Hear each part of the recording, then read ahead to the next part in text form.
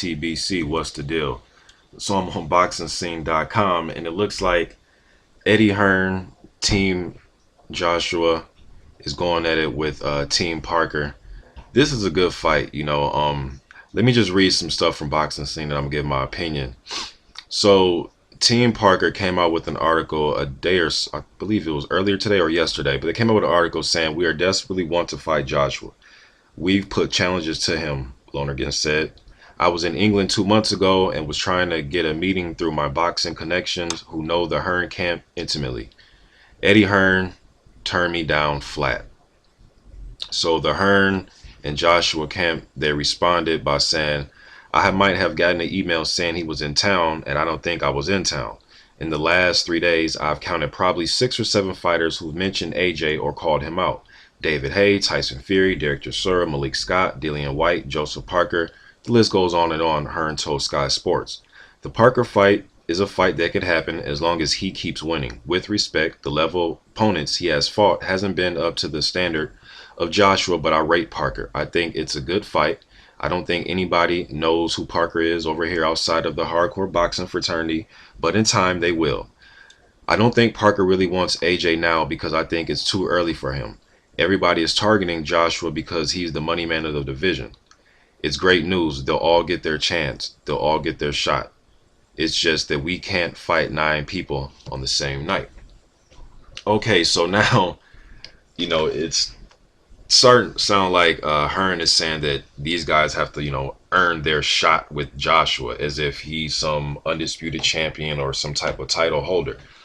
I like Anthony Joshua, I really do, and I know some of you guys think I'm kind of hard on Anthony Joshua, and I'm not. But once people start throwing names like Ali, Foreman, and Tyson in there, then I have to put things in the proper perspective. I rate this young man on his first, was he 14, 15 and 0? That's how I rate him. So he's not up there with Joe Louis and Larry Holmes. He's a 5-star prospect in my opinion. Some people say, hey, what's the difference between a prospect and a contender? Some people think he deserves a title shot right now. And I know that Joshua is rated highly by the BC, and I believe by the WBO he's rated very highly. But he himself, this isn't me making this up, he himself said after the Dillian White fight, he is not ready for world level competition. He said that at the press conference. Now, with that said, if he was to get thrown in there with the Carlos Takam, Alexander Povetkin, guys who are rated, who I believe are contenders, Ruslan Chagayev, some people think that those are regurgitated journeyman gatekeepers. To me, those are world championship level fighters. Chagayev had a former, he had a strap. Haye has had a strap. These are former champions. I don't think they're gatekeepers because any of these guys can beat anybody on any given night. Povetkin didn't go in there and steamroll Chagayev or Carlos Takam. Those are all good competitive fights.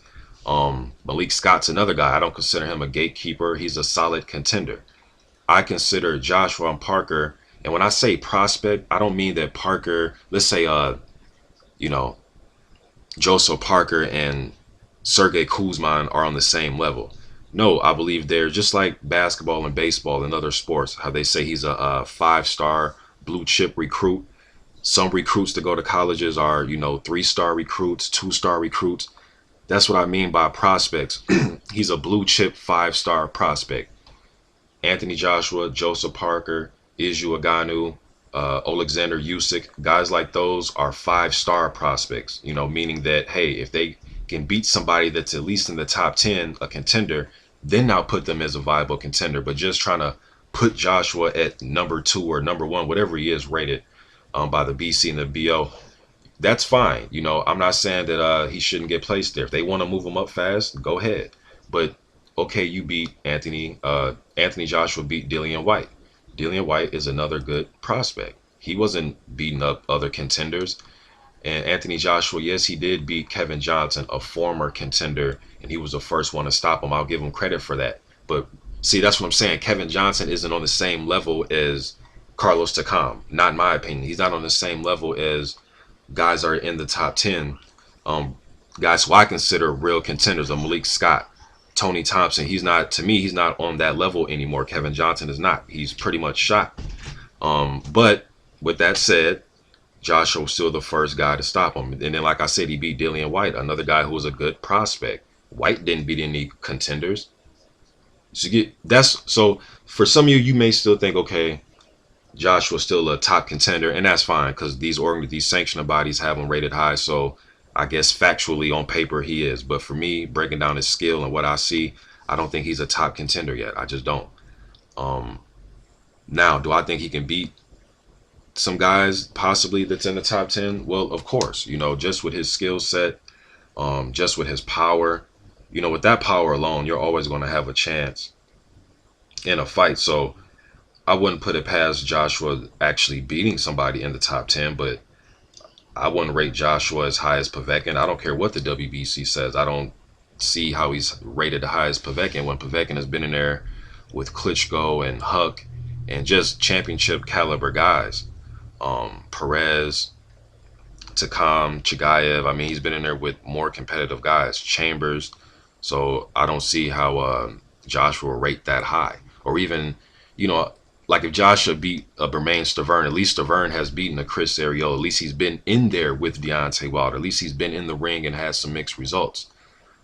So that's my stance on that. Now, as far as this fight, them going back and forth, with the Joseph Parker situation, a lot of guys have got offered a substantial amount of cash to go out there and fight him. Shannon Briggs, Edmund Gerber, Marius Watch, Chris Arreola, Erkan Tepper, Mark Demore, who just lost to David Hay, Arnold Jarek Jai, a guy who I wish would have took the money and went over there because he's 29 and 0 and he's getting older. So thought that would have been a good fight for him, a good fight for all these guys. But for whatever reason, these guys don't want to travel to New Zealand to fight this young man. So, but again, I haven't talked to all these fighters and about how much money they were offered. This is just coming from Stuart Duncan, the matchmaker for Duco Events. So, I haven't talked to, like I said, I haven't talked to Gerber and Wack and Briggs because what's substantial to me and to Stuart Duncan may be different for these other guys. I don't know if they priced themselves out. I'm not sure, but for Hearn to say that, Parker needs to wait, it's like, well, why didn't Dillian White have to wait? I would rate them, some people rate Parker higher than White, so I don't know, man. I think Joshua would take the fight. I'm not saying that Joshua doesn't want the fight, but I wouldn't see why Hearn wouldn't want this fight. This is a fight that should be made. They're going to stay busy. I've seen, like I said, I've heard Joshua say that he wanted a White rematch. Then I'm hearing Chisero's name get thrown around. I think Parker's a good fight. I think this is a damn good fight, especially if Parker and their team is pursuing the fight. What do y'all think about this fight? And do you agree with the way that I broke down a contender and a prospect? What do y'all think will win this fight if this fight was made and it took place in 2 months? Who would win? Joseph Parker, Anthony Joshua? YTBC. I'm out.